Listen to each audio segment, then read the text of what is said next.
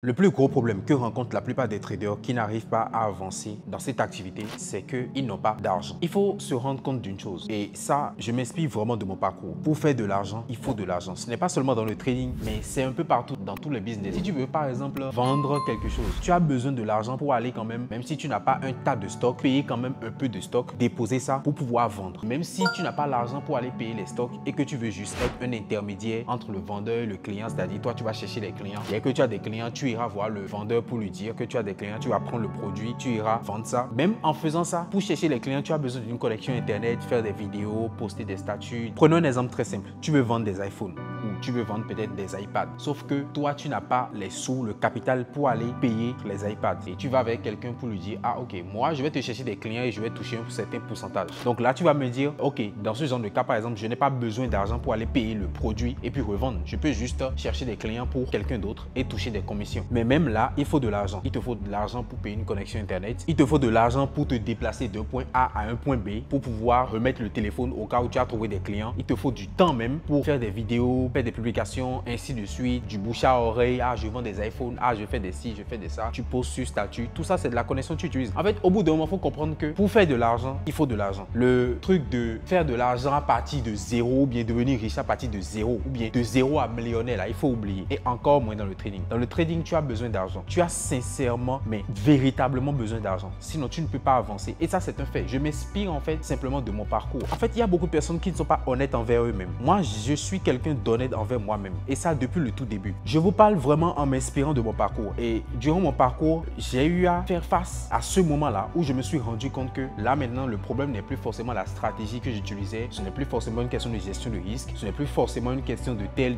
analyse fondamentale, de telle, parce que je maîtrisais tout ça. Mais c'est plus une question de je n'ai pas assez d'argent. Vous allez comprendre. En fait, le truc, c'est quoi? Le truc, c'est que vous n'avez pas l'auto-analyse. Vous ne vous auto-analysez pas pour voir qu'est-ce qui ne va pas, qu'est-ce qui va, qu'est-ce qui se passe. Et moi, c'est ce que j'avais fait entre-temps et j'ai compris que, en fait, le problème ne venait pas forcément de ma stratégie, de ma gestion de risque, de mon analyse fondamentale. Le problème, c'est juste que j'étais pauvre. Oui, le problème, c'est juste que j'étais pauvre. C'est aussi simple que ça. C'est une réalité. Je peux avoir une bonne stratégie, une bonne gestion de risque, une bonne psychologie, une bonne gestion de mes émotions, une bonne compréhension de l'analyse fondamentale, mais il me sera compliqué de vraiment exceller dans le trading. Tant que j'aurai besoin de l'argent, tant que je serai genre broke de chez broke, il me sera très compliqué d'évoluer en trading. C'est ce que j'ai compris trop tôt. Et donc, j'ai viré vers un autre business. Il est arrivé un moment dans ma carrière où j'ai fait une pause carrément dans ma carrière de trader. J'étais toujours sur les graphiques, mais je ne tradais pas. Et j'étais focus sur un autre business. J'ai créé un autre business sur le côté en ligne, bien sûr, qui m'a permis de tirer de l'argent. Et je me souviens, et je ne vais jamais oublier, c'était mon premier plus gros dépôt à l'époque là. Et pendant cette période, moi, j'utilisais les cartes bancaires. Donc, je voulais déposer 500 $ quand j'ai fait le dépôt. Vous connaissez UBA. Je n'ai pas pu faire les 500 $. J'ai essayé 490, c'est pas passé. C'est solde insuffisant, etc. Jusqu'à ce que 450 passe. Donc,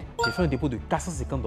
Et c'était mon plus gros dépôt de l'époque. Et dites-vous qu'après ce dépôt, je me suis assuré d'avoir de l'argent de côté. Donc, non seulement j'avais de l'argent pour faire ce dépôt-là, au lieu des petits comptes que j'avais l'habitude de déposer, c'est-à-dire 10 $, 20 $, 30 $, des petits montants quoi que je déposais et à chaque fois je recramais. Ce que j'ai décidé simplement de faire, c'est plutôt de déposer ce montant-là. Ça, c'est un. Et puis de deux, je me suis assuré que tout ce que je vais manger du matin jusqu'au soir, c'est garanti. En fait, je n'ai plus de soucis de ce que je vais manger. Or que entre-temps, quand je faisais les petits dépôts de 10 $, 15 $, 20 $, j'étais vraiment pauvre. Quand je dis pauvre, c'est vraiment genre, j'étais vraiment dans la misère. Je peinais même à manger 3 fois par jour. Donc en fait, quand je venais sur le marché, j'étais beaucoup plus en mode, je dois faire de l'argent. C'est que je dois manger, je dois faire de l'argent. Je viens sur le marché, malgré que j'ai une bonne stratégie et ainsi de suite. Je venais sur le marché avec une mentalité de je dois faire sortir de l'argent parce que j'ai tel problème, je n'ai pas quoi manger le soir, peut-être je dois payer le loyer, je dois faire ci. Est-ce que vous comprenez un peu ce que je veux dire? Donc en fait, il y a une certaine pression qui fait que quand je viens sur le marché, je suis plutôt dans le mood de je dois faire de l'argent maintenant. Mais je me suis mis maintenant dans une situation où déjà j'ai un capital plus confortable, puis j'avais de l'argent de côté, au moins 200 à 300 000 francs de côté, qui me permettait donc de ne pas penser à ce que je vais manger parce que tout était tracé. Le matin, je savais que j'allais chez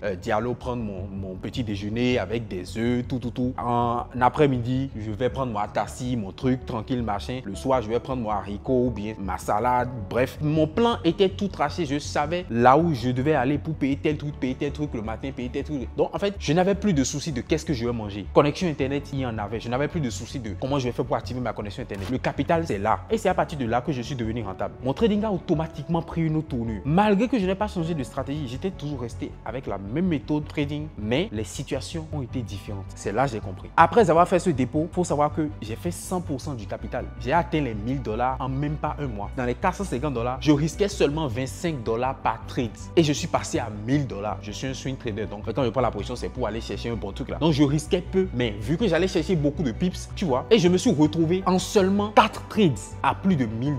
En seulement 4 trades. Il n'y a pas eu de SL. Il y a seulement eu un break-even. Et puis le reste, c'était des profits. C'est à partir de là que la vraie rentabilité, en fait, a commencé. J'ai compris que, ah, ok. Donc, en fait, c'était ça le truc. Le trading, c'est pas juste une histoire de tu prends ton graphique, tu analyses, tu traces tes trucs, etc. Non. Le trading, c'est ici aussi. Le trading, c'est tout ce qui t'entoure. Le trading, c'est les conditions dans lesquelles tu fais le trading. Tu pratiques le trading. Donc, c'est vraiment le message que je veux faire passer. En fait, comprenez qu'il y a des choses qui vont vraiment impacter votre trading positivement, qui n'ont rien à voir avec les graphiques. C'est des petits changements, c'est des petits trucs. Et si tu n'es pas intelligent, tu ne vas pas vite capter. C'est pour ça que les coachings, c'est intéressant. Parce que quand tu prends un coaching et qu'un coach analyse ton travail, il pourra savoir, ah, toi là, tu vois par exemple ça, c'est un problème parmi tant d'autres que j'ai eu à résoudre dans mon trading. De la même manière que toi, de ton côté, tu as peut-être des problèmes spécifiques. Et c'est en prenant un coaching. Et le coach va analyser en fait ton trading de A à Z, il va voir, ah, donc en fait, toi, c'était ça ton problème. Vous réglez ce problème et tu vois que la rentabilité va automatiquement prendre. C'est comme ça. C'est aussi simple que ça. En parlant de ça, le lien est dans la bio ou soit en description de cette vidéo t'envoie directement sur ma page sur laquelle tu peux prendre le Synthetic Trading Plan, une formation complète sur le trading des indices synthétiques ou ma formation sur le Forex. Et crois-moi, actuellement, c'est à un prix exceptionnel. Tu peux aller vérifier. J'espère que tu as aimé cette vidéo. Si c'est le cas, n'hésite pas à liker. Surtout, dis-moi ce que tu en penses dans les commentaires. On se retrouve sur une prochaine. C'était The Forex en